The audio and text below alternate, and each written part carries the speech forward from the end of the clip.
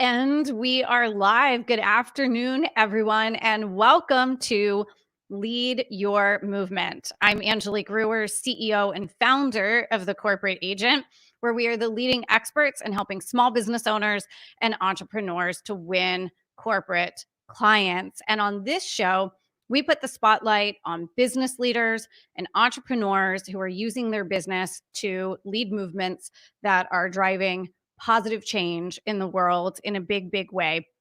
And today's episode could not be more timely.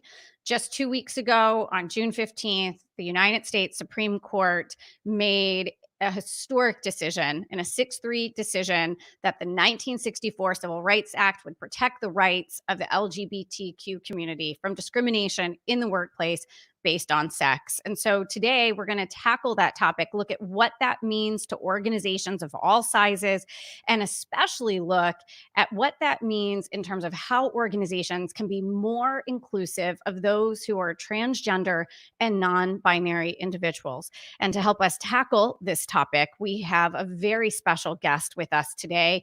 This is one of the top global leaders on this topic and also a member of our global business community here at the Corporate Agent, Jay Pryor. Jay is a speaker, an executive coach, a facilitator of corporate trainings and workshops. They are the author of the acclaimed book, Lean Inside: 7 Steps to Personal Power, a practical guide to transformation for women. Jay is an advocate and an educator for inclusivity and gender consciousness, and the creator of the Gender Reveal Party, which I know we're going to hear about today, a one human performance show about their experience growing up a transgender, non-binary person in the heart of the Midwest. Jay lives with their wife, Jessica, and 2 children in Lawrence, Kansas. Jay, welcome. Thank you. I'm so happy to be here with you. Thank you for having me. I am so happy to have you here with me. I remember the first day I met you, I was on a panel of judges judging keynotes that Right. day. And your keynote left me speechless. And I honestly, I don't even remember. Did you win that? I mean, we were I got third place. third place. I Yeah. think still, Jay, you should have won first place. Well, no, the number one was fantastic. They were all in terms of fantastic. real speech, rhetoric in terms of by the book, he was fantastic. He was fantastic. yeah. You were also fantastic. Well, You're thank being you. very modest. You were you were fantastic. And it left an impression on me to this day that I still think about in terms of preconceptions that we make about other human beings and the way that we approach the world. And it really does, to this day, shape some of the decisions I make and how I go about living my life. So let's start here. The show is called Lead Your Movement. And our goal is not only to put the spotlight on those who are leading a movement, but also to educate, inspire others to lead their own movement. So let's start there. What is your movement that you're leading? Well, I call it gender consciousness. And the idea is that when you are, first of all, it is impossible, right, to separate transgender education, transgender awareness. It is impossible to separate that out from sexism. They live hand in hand. And so I call it gender consciousness because I work with women to empower themselves to understand how they fit into that world of sexism. Having been someone who I like to say that I walked around in woman's skin for 35 years. And then when I took testosterone, obviously I got into man skin and walked around in what I call undercover white guy for 20 years. And, that gave me a view of having been considered a butch dyke in the past to a white man. And my perception got flipped. Like I absolutely had no idea the privilege that I was going to be handed. So I wake people up, or I wake women up. And then I also have been an LGBTQ activist and educator for 35 years and been an out LGBTQ activist for that long. So I also educate, train, teach on all things LGBTQ, predominantly trans education right now. So all of those things wake people up to what I assert as gender consciousness. And really my goal in all of it is to have human beings just start to get that your genitals and your gender have nothing to do with one another. And that's a huge revelation for most people. They do not understand that. Huge revelation. And some people just don't want to accept that that could possibly be true, that their thinking is that linear and Right. that myopic on it, that and Right. they're so attached to that, I think out of a sense of control and fear and all those other things that we're going to get into. Yeah. So we alluded to it a little bit in your introduction here. You also alluded to it a little bit and as Sure. you talked about your movement, but you're someone who grew up as a transgender, non-binary individual in the Midwest. Talk us through that. Tell us a little bit about your story and how you got here.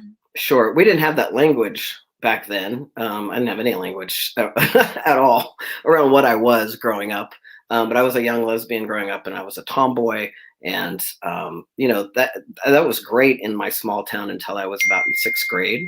And then all my friends, I like to say, they came back to school as aliens because they came back to, sixth grade must have been the time that they were all starting to hit puberty, and they started wearing, makeup and carrying. I could not relate to or understand. And so for me, that was very confusing. And I had already had a story that there was something wrong with me. Like I just knew I wasn't like other people. And so when that started solidifying, oh, there's something wrong with me. And then when I kissed my first girl, like I was a girl and I kissed girls, then it was really like now I'm gay. And I really did have this moment. I tell this in this show. I had this moment where after I kissed this girl, I was like, oh, that's what's wrong with me. I'm gay. And it lasted that long until I was like, fuck, I'm gay. I'm like, I am screwed. Like, I'm so screwed. I can't be gay. And so I did everything I could to resist that. And unfortunately, I chose alcohol and, did a lot of had a lot of destructive behavior until I landed myself in a psychiatric unit at the age of 18. And that was the best thing that ever happened to me. I got to come out. I met my first butch dyke in that unit. And that was the first time someone ever said to me, there's nothing wrong with you, kid, you're just gay. And for me, that was like, what? You mean I'm not going to hell? I'm not a sexual deviant. I really thought I was mentally ill because I was gay. And so for me, then once I had discovered that, it was come out or die. Like I really knew that I had to come out or die. And so because of that, I have had a powerful commitment to be out for the rest of my life and to be the thing for me that was the biggest was when I was a kid, there was no one who looked like me. There was nowhere I could look that someone was like me. And so, and the people I could look to were people like Jodie Foster and Kristen McNichol and Tatum O'Neal in Bad News Bears, right? Those kinds of TV shows, right? So tomboy kind of kids. But then, you see those people in their real life, they're movie stars dating boys. There was nothing queer about them, right? They were just playing something on TV. So I had nobody who looked like me. So my commitment once I came out was to always be out so that the younger people behind me never had to go through what I went through. And that's always been still today. And then when so I was out as a lesbian / butch dyke for a long time. I changed my gender identity throughout. But eventually in 2001, I took my first shot of testosterone. And I say to make my body look, more masculine. I do want to be clear that many of my friends who are trans men feel like they were born in the wrong body and have been men their whole lives.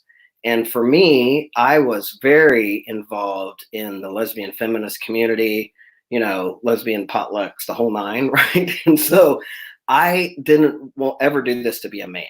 And that's confusing to people because obviously they say, well, you look like a man, you are a man, right? But I never did this to be a man. I did it for the beard and to get rid of the tits and to, to be able to look in the mirror and see myself. But I loved being a woman in terms of the feminism, and I love women, and I'd rather have conversations with women all day long than men.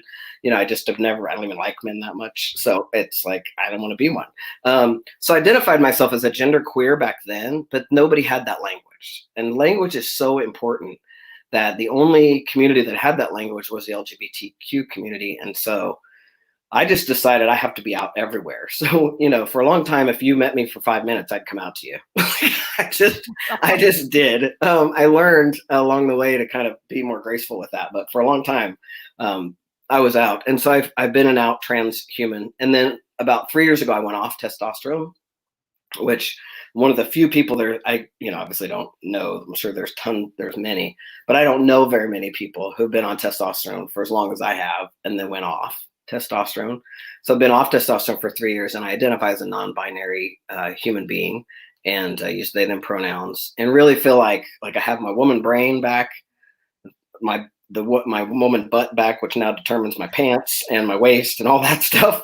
And but I still, kept the beard, and so people see me as male, but in my world, I'm just like kind of a woman in man skin ish type of person. So That's an amazing story. And I think so many things that you just said that I don't want the audience to gloss over, which is that one of the things that I've learned, especially in working with you, Jay, and having conversations with you, is just how individual the experience is for everyone under the umbrella. And, we even sometimes say LGBTQ plus, right? To be even more inclusive. The experience and the journey is different for everyone. And I think, is it fair to say that that is also one of the challenges for organizations? Because it's not necessarily, well, just do this one thing and that's going to meet everyone's needs. Yes.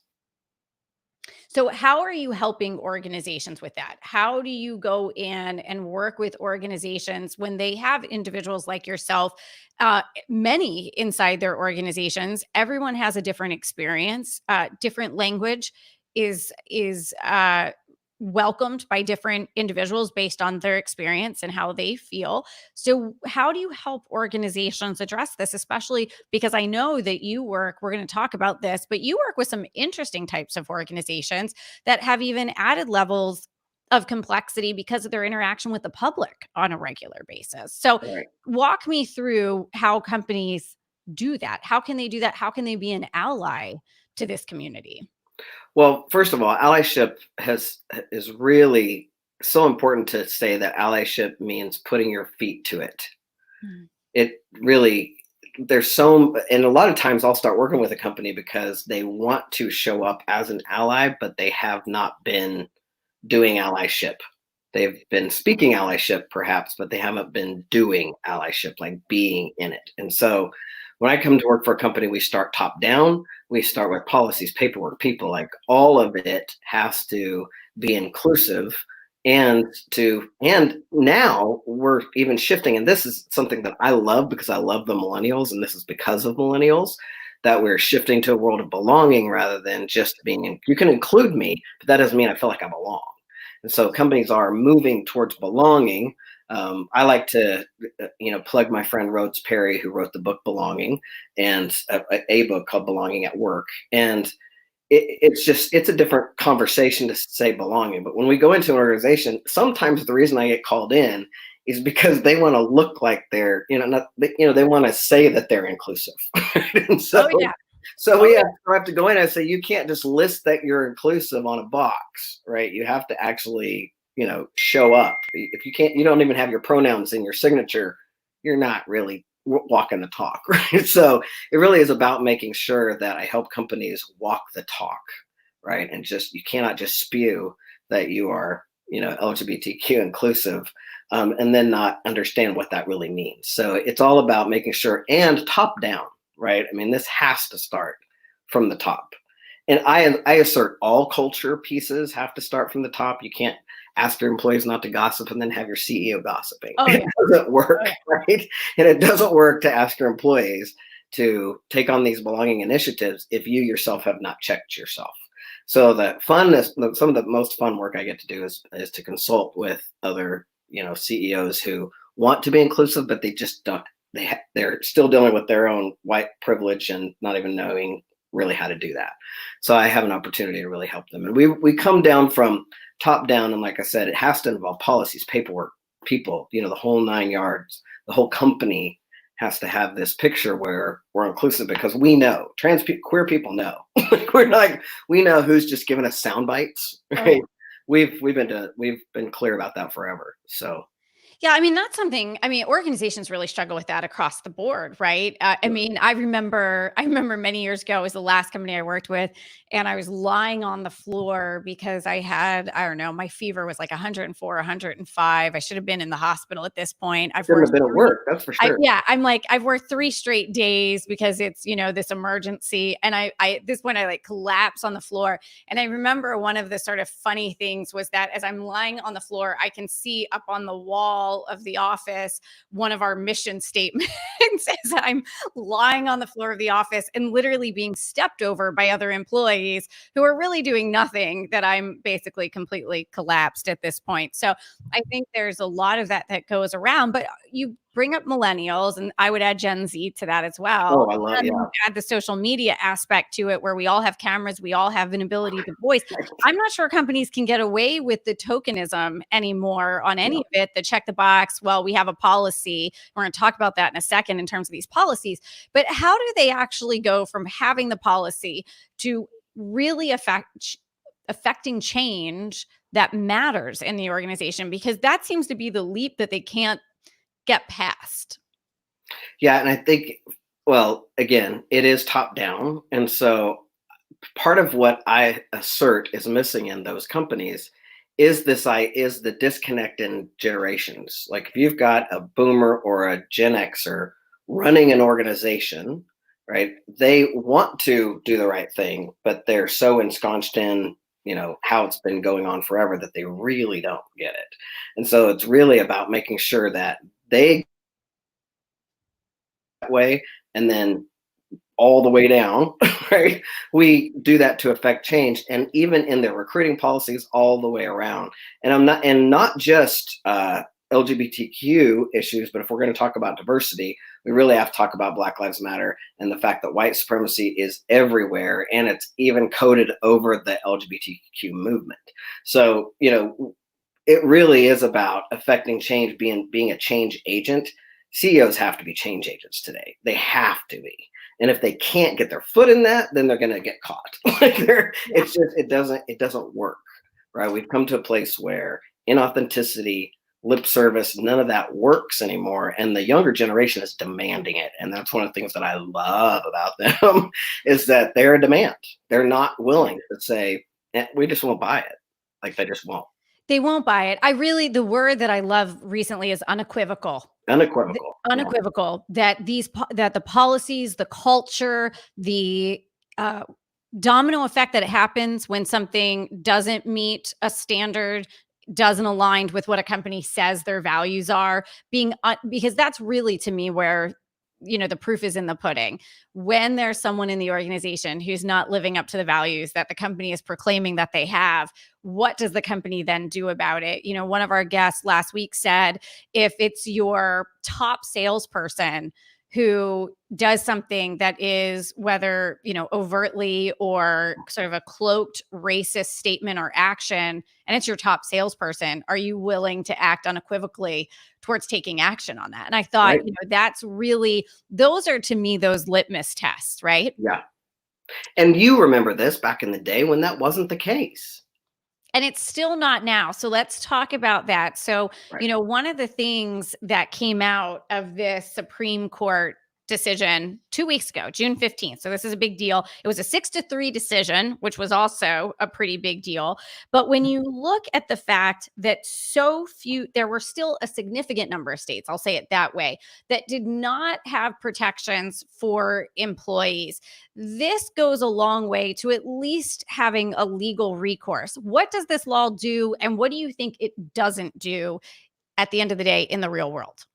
Well, first of all, it's a miracle for the LGBTQIA community. I mean, old queers like me thought that was never going to happen. we don't even, we thought marriage bowled us over. And we were like, what? we're going to be legally married? That's insane. And now we can't get fired from our jobs, right? That's the hope, is that they can't fire, like what we say it does is it keeps us able to have a leg to stand on if we are fired for a job just because we're gay or just because we're trans, which, like I said, all the old queers like me, we've always just known that's part of not the reason I work for myself. I'm an entrepreneur. I'm a serial entrepreneur.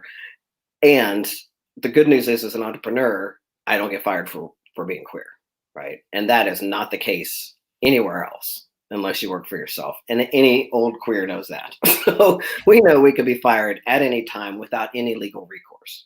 So hopefully this actually does that, right? Gives us some kind of legal recourse, says we can't be fired. What it doesn't do is, keep us from being harassed at work, keep us from being, misgendered, from being microaggressed, from being, all of those things that companies have to train themselves around, I assert, if they're going to move forward powerfully into the next generation of business. Yeah, absolutely. In fact, and I just want to point out, someone shared, Elaine, in our community just shared that NGLCC, which for anyone listening who is not familiar with NGLC, I love this organization. I've spoken there in the past. They're doing a webinar, Jay, next week on white privilege in the LGBTQ community, which is awesome. And I know you just addressed, that this is really a layered, this is sort of a layered issue here. We've got different degrees.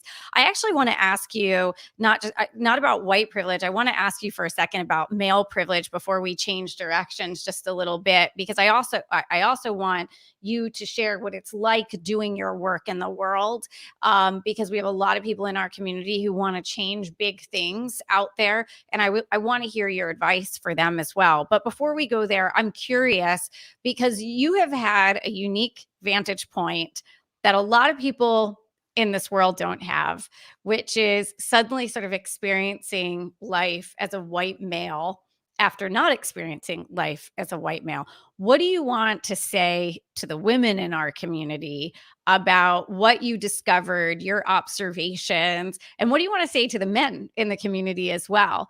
Because I think sometimes, I've brought up to some of my male colleagues, I've been the only female in the room, and I've shared with them my experience, and they're sort of mystified that that's my experience. So I want to give you a chance to respond to that. Yeah. Okay. But before I say that, I just want to say that this whole world of being mystified by people's experience, right, is gaslighting. We'll just call it what it is, right? Amen. Yes. When I say I've been punched in the face for being gay and somebody says, oh, really? That happened? I don't believe that. I don't believe that, right? You're basically telling me that you don't believe my experience. And they're gaslighting me like, did this really happen? So I just want to say that because that's the ultimate disrespect, right? Oh my God. And, in training in diversity, inclusion, and belonging training, we train on intention versus impact. And people understanding that those good white people, they are well-intentioned, but their impact is just devastating. And so I want people to get that, right? You got to understand your impact on people versus your intention. So I just had to say that because Thank you. It's a great point. Acting like it, I'm shocked. Stop being shocked, right? It's so invalidating. It really is invalidating. I love to talk about this, and I could talk about it all day, but it's little tiny experiences that are so subtle to the rest of the world. I assert that it's the water you swim in every day. And so for women, what I do my best is to wake them up to the water they're swimming in so that they can actually see it, because most of the time it's undercover, right? And it's undercover for men and women. Like, people just don't, it's just the way it is. And so people don't know that. So there's little tiny experiences. One of the biggest ones, before I was a coach, I was in the furniture industry. I worked for a boutique furniture company or design company in Washington, D.C. And so we put in all those, in Fairfax, Virginia, floors and floors and floors, right, of furniture. And so I worked with installation companies and a lot of architects. So I would go into an architect meeting and they would say things like, okay, we've decided we're going to turn these 2 cubicles into 3 cubicles. We've got to order more product, and the electrical whip needs to move so we can move these, right? And they do all this. And I'd go into my crew and I'd say, guys, they're going to, order more product. We're going to turn 3 cubes from 2 to 3, and you've got to move the electrical whip. It did not matter. Every single time, no matter what, they would say to me, okay, but we need to check with the GC and we need to check with the electrician to make sure that that's right. Every time. Then I grew a beard, and I walked into the same meetings, same people even. I'm not kidding you, same people. And I have a beard, and I say, guys, we're going to move 3 cubes into 2. I've ordered product. We're going to move the whip over to this over here. And they go, we're on it, chief. Wow. Yeah. Wow. The biggest thing about being a man, being in white man skin, is that people look and think of you as an expert immediately. Yeah. Immediately. There's actually research that shows that there's a benefit of doubt, of credibility, that a white male is going to walk in to any situation with. It was mind-blowing for me because I had never experienced anything like that. And so I tease about how when I would go to meetings, I would mantra to myself, I'm a man, I'm a man, I'm a man, I'm a man, because I wanted to be reminded, because, you know, they'd do these things, my jaw would drop. I would just be like, and I wanted to look like the experts. I'd be like, oh man, just remember, you're a man. They're looking at you like you're a man. They think you're a man, right? They think you're a man. So that's how they would respond to me all the time. And it's other things like that. I mean, that's one of the biggest ones, the expert piece. The other things that are so glaring are the ways that, and what was hard for me, and this is why I like to talk to women about it, is how women respond to me, and how so often I can go into a room and have women jump up to serve me. And I'll be in situations where, especially if I'm with straight people and cisgender people, the men sitting around while women run around and serve them, and they don't think anything of it, right? That's just normal for them to sit around while women serve them. And it always freaks me out because I'm half a woman. I'm like, I don't need you to, and I joke, I play with my straight women friends who are my friends long enough now to know, but we've had these dynamics where they'll jump up to serve me, or, you know, expect me to be a certain way because they think of me as a man. And it's not my life. That's not who I am. So those are the things, you know, I walk into a room, a group of women are talking, they stop talking, and they focus on me. Interesting. Every time. That's so fascinating. And for men, you know, I get left out of those conversations. Now I come out to people a lot, and I'm out everywhere. So within a few minutes, I'm like having girl talk and we're fine. But it really is a dynamic that it's very, very interesting. Yeah, I don't know how we change that. So I'd love to know. I've experienced all sorts of things like that over years, from being in meetings where somehow, corporate meetings, business meetings, where somehow the females are leaving with all the to-do items that the women are like writing and typing and taking in. And it's like they end up leaving with completely saddled with the to-do list, but the male leaders just lead, but the female leaders are both doing and leading, and actually it pulls them down. So I don't know how we fix that. I'd love to hear your thoughts on that. We have to get white men on board. And that's generationally, I mean, I don't want to be, I do my best to stay powerful and positive and not resigned. And it does occur to me sometimes, like, part of it is just going to have to take the time for some of those old white guys to die off and for us to move into a different direction. Because when you're so used to that privilege, they don't even see it. Yeah. But it is totally okay for me to go to a meeting and not take any notes, and then to come back and to ask a woman, be like, could you tell me what happened? That's okay. Like, nobody looks at me like I'm a jerk. I'm a jerk if I do that. Yeah. And the younger generation is starting to understand some of those things, but until we continue to call them out and call them in and, really have them deal with themselves around their privilege and have them see it, because they don't even see it. Until men are willing to, because boy, it's when you're a dude, you get all the privilege in the world just to kind of float by, and people tell you what to do. I mean, it's easy. So they don't know that, but I think younger men are starting to take responsibility for it. I have some 30-something men that I don't coach men usually, ever, but I have a couple of 30-something men that I'm coaching, and I'm inspired by them. They're really doing their work to get at it, and they're taking on anti-racist work. And I think taking on anti-racist work puts them in that category of people who are willing to get it. When you have a young white man who's willing to sit and take on anti-racist work, I think that's huge. And that's going to filter out into everything else. Yeah. And it's all interrelated, right? I mean, we're All of it. talking about LGBTQ, we're talking about empowering women, we're talking about white privilege, we're talking about male privilege. I mean, Yeah. it's really fascinating how interwoven it all is. And I'm Oh, going to call out the women on this too, though, because we also do some things and also we bring some biases. oh, About a year and a half ago, I was speaking at an event. Two of my clients were there, but it was a pretty big auditorium. And I took the stage. And of course, the people sitting in front and behind my clients had no idea that they know me. And, they were my clients. And I walked up onto stage. And as soon as I started speaking, about like 60 to 90 seconds in, they started making comments. Two of the women turned to each other and goes, "Oh, wow, that wasn't what I expected when she walked up there. She's really intelligent." And so they made an assumption about my appearance versus the experience that they had. So I think we all have a lot of work to do oh, so here much work today. to do. So So much much work work to do. to do. Yeah, So you use a bit of surprise sometimes in your teachings and your keynote to kind of catch the audience off I do. guard, which I think is interesting.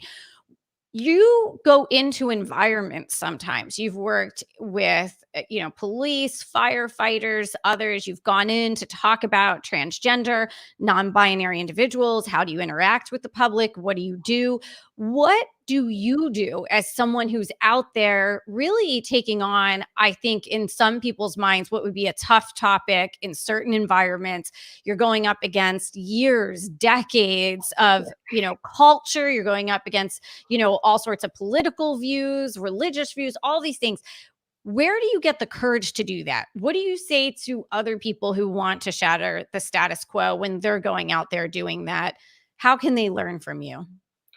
Well, first of all, where I get the courage is not knowing any better half the time.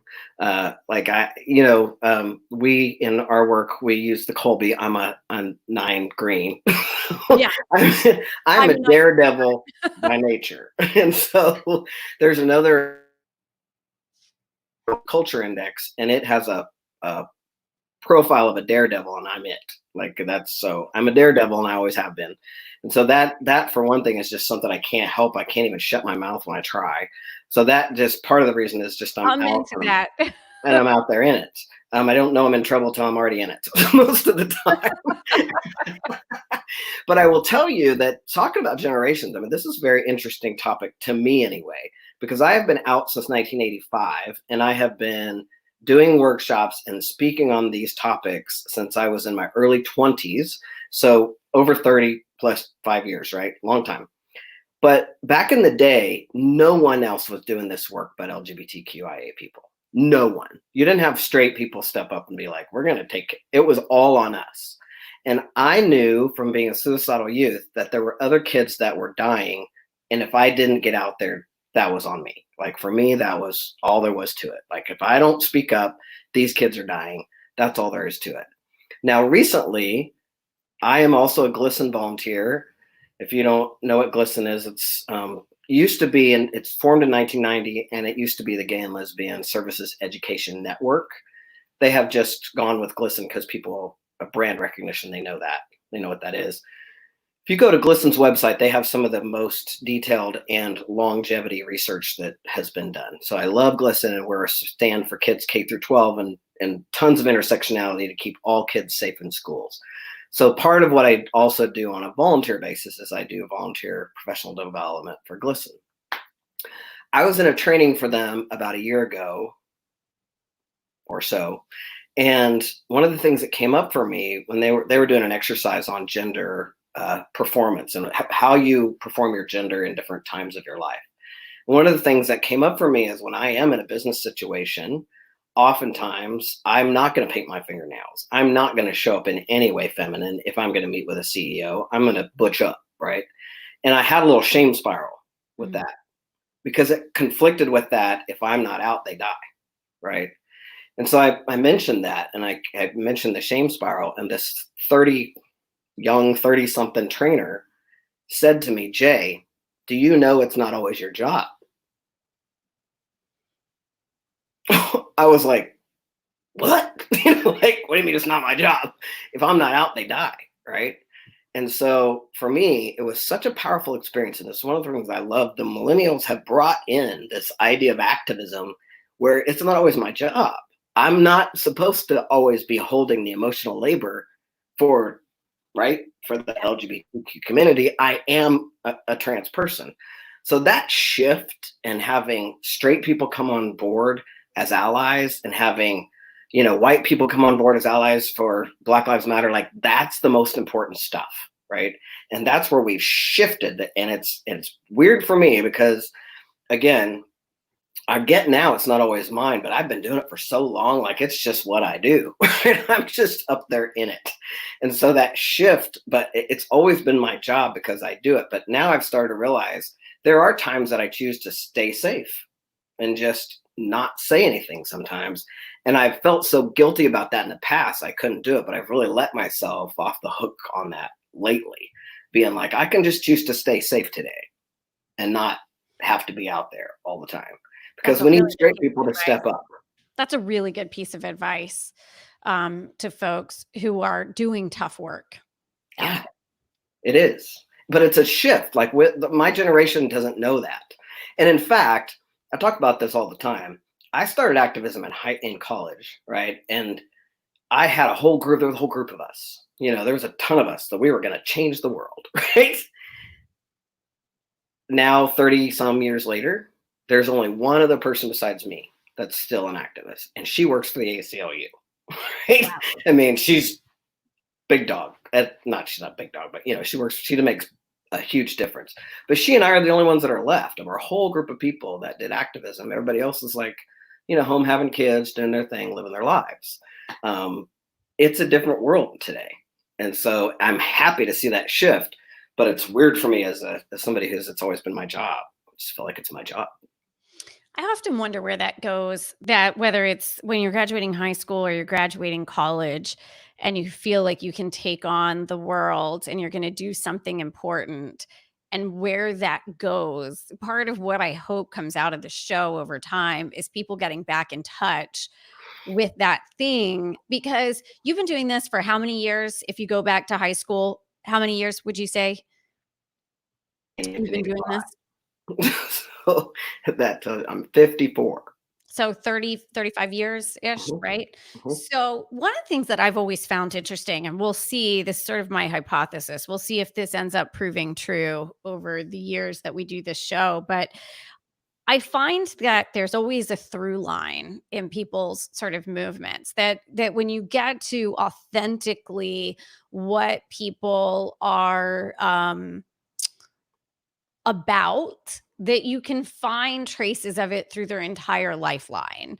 I think when I go back to high school and even middle school, what got me in trouble, what created, and I'll do a show about this one day, about my experience being bullied for years and what I went through.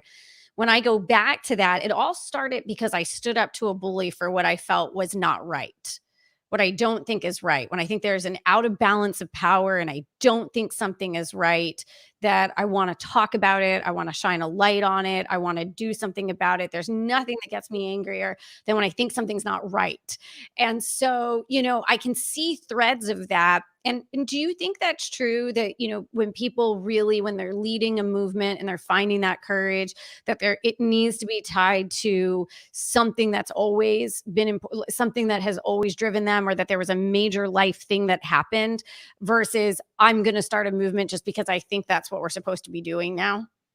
Yeah, no, I agree. I think it's usually something very personal. And I think that the only way that, like, I've been able to stay in it for so long is because I hit personal development and understood that and started to know how to not burn out. Because in any movement, it's like almost in any organization, there's always like the 2% that are willing to be active, you know, the willing to put their foot in it and actually do it and speak about it and all those things. There's not, you know, there's always those, and those people fry out because there's just not that many of us, you know. So, yeah. I mean, I think that that's a lot of what happens. Had I not experienced personal development at the level I had so early in my life, I don't know that I would have still be doing it. But for me, it's also always about saving lives. So it's a thing. Now, here's something that's interesting, and we don't have time to talk about this all, but I was on testosterone for 7 years. It takes 7 years for if a female body human starts taking testosterone, they go through puberty like a male does. So I was 35, and most guys hit this at like 14, right? So they grow from 14 to about 21. It takes 7 years. And you'll notice that, like, if you've seen it, guys, when they're 18, how different they look from 18 to 21 or 22. Oh, yeah. There's a big growth spurt there, right? So I went on testosterone. It took 7 years for this whole thing to process through, to have me fully, looking male and all the whole thing. Coming off testosterone, it has been 3 years. The physical part of coming off testosterone that all shifted, my body fat shifting back, the hair falling off my body, all the things that happened the first year and a half, I would assert. But I have noticed, even continuing to come off of it, because a lot about the brain, right? And I have a course that I'm going to be taking. I follow a neuroscientist by the name of Dr. Sarah McKay, and she's the only person who's ever written a book about the woman's brain. So it's the Woman's Brain book, and it's by Dr. Sarah McKay, and she does a certification that I'm going to be taking in the fall on the woman's brain. So I could get certified in the neuroscience of the female brain. So I haven't taken the course yet, but I'm fascinated by it because I am one of the few people I know that's had my brain pickled in testosterone, right? And then come off of it. And what I want, and what I don't know, and what no one can tell me is it still going, right? Am I still coming off of this stuff? It's been how many years? It's been 3 years. Is there still going to be 5 years later? Am I going to think, wow, this is, because one of the things that I've noticed lately, for example, is I have less fear about activism. When I was in woman skin before I took testosterone, I was in a documentary called Shades of Grey, growing up gay in Kansas. I was always out front leading. You couldn't scare me for anything. I don't care who it was. I'd be out front. I didn't care, right? Once I became a dude, I got a lot more fear. And part of that is the dynamic between when I first started to change testosterone. I'm a mouthy person. You might guess that about me. I'm a little mouthy. And when you're mouthy coming out of a woman's face, there's a lot less opportunity to be physically assaulted than if you're mouthy coming out of a. And so what would happen to me is I would pop off at the mouth, forgetting when I first started, forgetting that they're seeing a man face and expecting them to respond the way they did when I was a woman. And instead they're ready to beat me up because I'm a guy, and men will actually physically punch you in the face. Like, that actually happens. And so I have been noticing that I've got to a place where now, even though I have this is what people see, my own fear level is going away. Like, I feel back to my old self, my old activist self. I'm like, yes, Black Lives Matter, front line. I'm out there with a sign. I'm going to be out there and shooting off my mouth as much as I can. I feel like that's, and I don't know if that's brain chemistry. I don't know exactly what all that is, but it's complicated and it's interesting to me, the difference between walking through the world as a guy and between walking through the world as a woman, and the difference in my brain chemistry. I hope you keep talking more about that, because I think it's going to go a long way in educating women, men, organizations about all of this, having had that experience of seeing life through one side, the other side, back to the other side again, and the investment you've made into your own journey in personal development, and how self-aware you are as you're going through it and what you're taking in, because that's going to, I think, go a very long way in shifting organizations' perspectives. If anybody has a question for Jay, go ahead and type it in. We can certainly take a question or two here before we wrap up. I want to come back to organizations for just a second, Jay. We'll see if anybody has any questions here, but I do want to bring this back to organizations and what they need to do, especially given in light of everything that you've just shared. In terms of just how different experiences are for men and for women, for those who are transgender, non-binary, a member of the LGBTQ plus community. Everyone's experience is so different. what are some of the things that you really want to leave organizations with right now in terms of what they need to be thinking about, especially at this moment in time? Like, we're not at a moment in time where we're really any of us anymore sort of like, yeah, just have a policy. It's fine. We're good.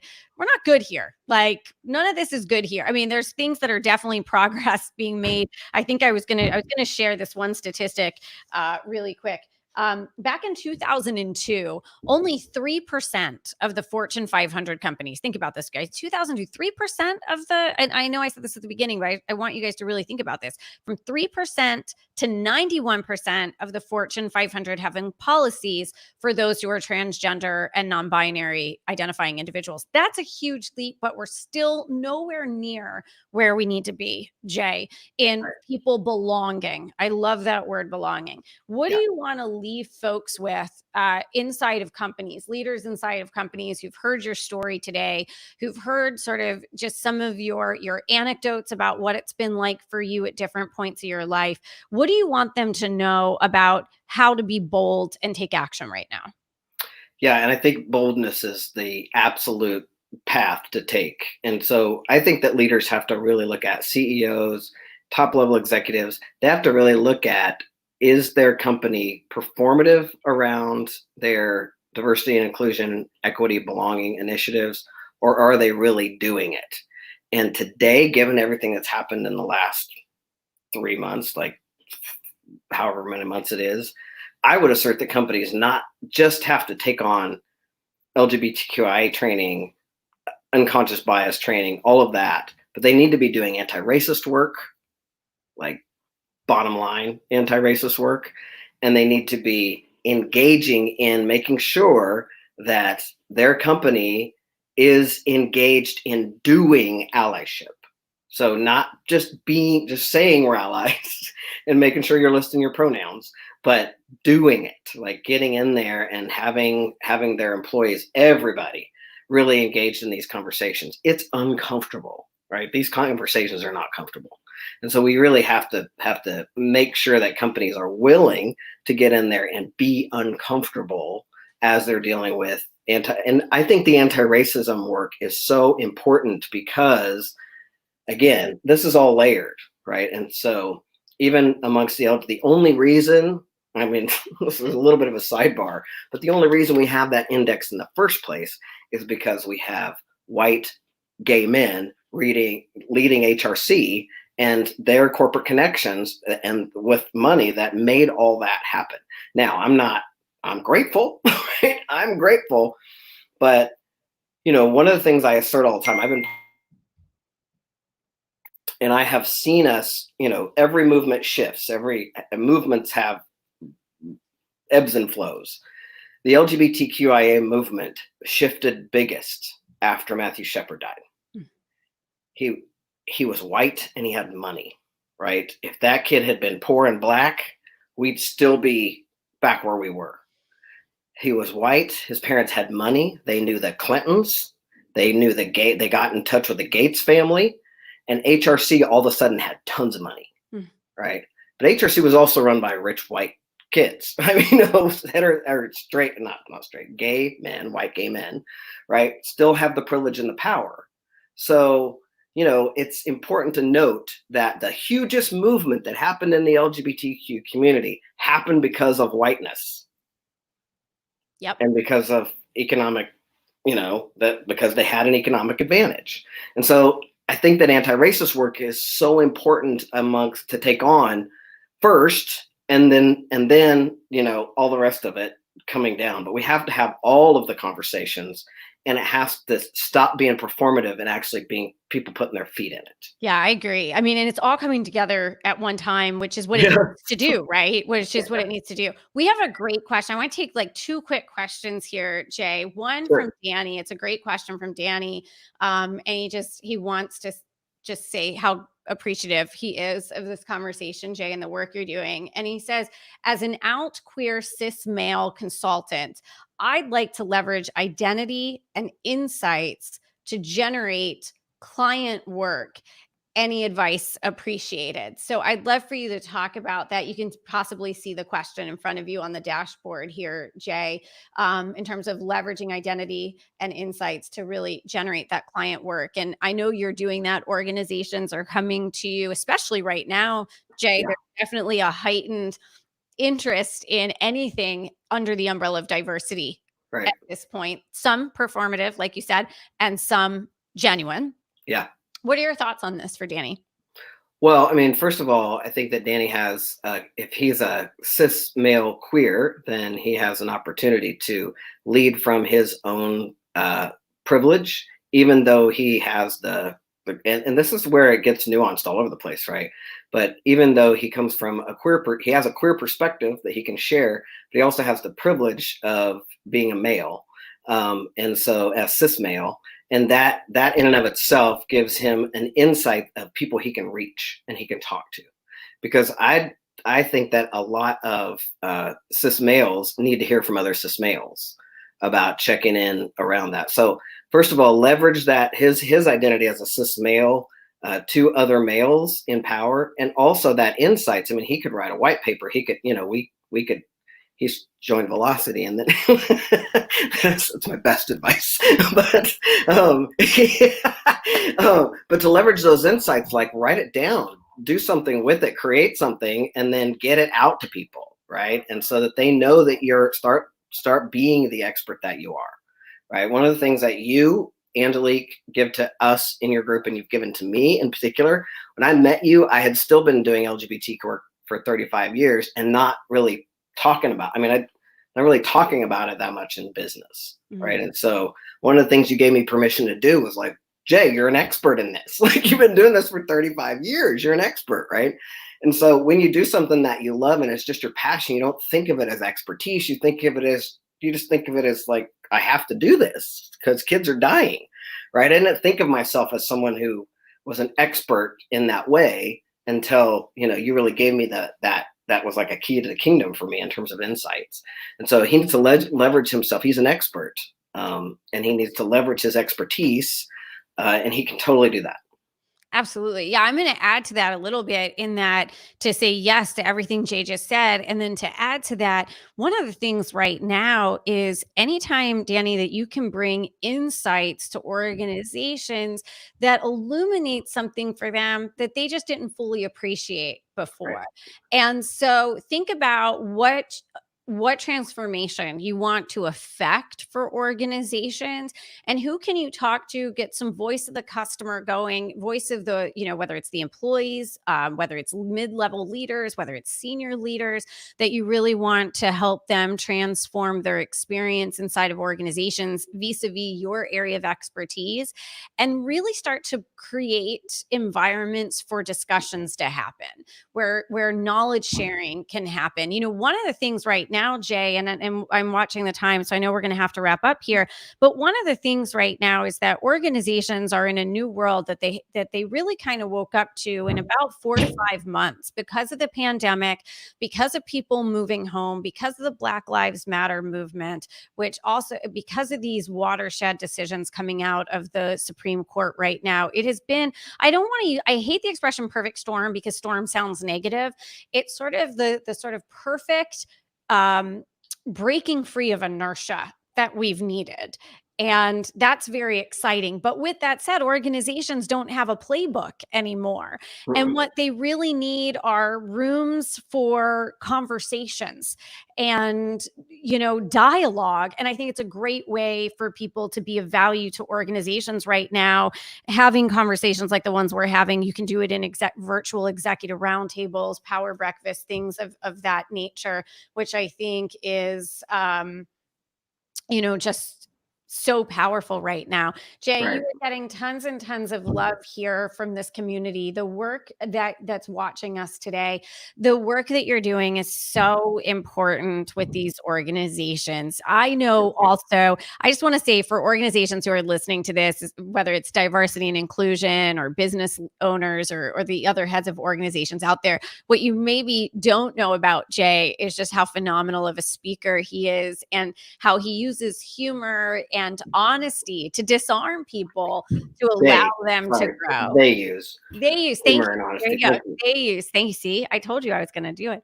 And I said, Jay, if I mess up the pronoun, call me out on it. So, Jay's using incredible humor and honesty and authenticity to disarm audiences and groups of employees and leaders to open up conversations that often don't happen.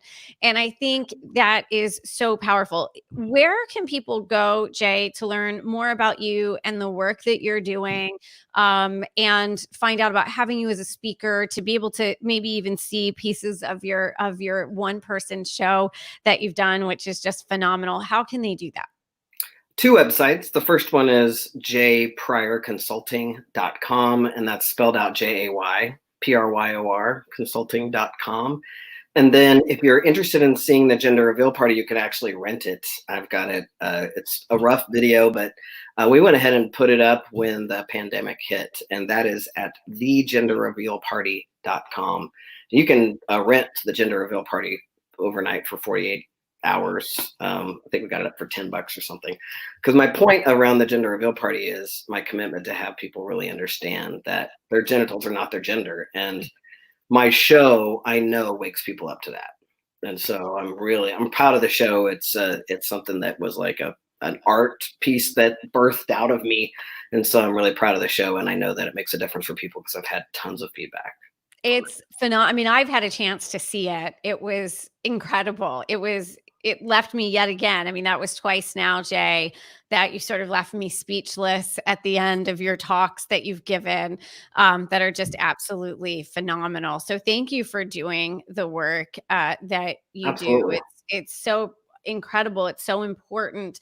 And you're bringing a perspective to this that really is quite rare. That you have, your life's journey is so unique that you're bringing a perspective that's really needed out there, and the work you do is really important. Thank you so much for being with us today. Thank you everyone who joined us today live for this discussion. Keep an eye on what Jay is up to. Jay, quite a number of requests here for you to write yet another book. So I hope great. All right. Well, I'm working on that. So absolutely. Awesome, everybody. Thank you so much for joining us. And we'll see you next Wednesday in the same place and the same time. Until then, have a great afternoon, everyone. Thank you so much.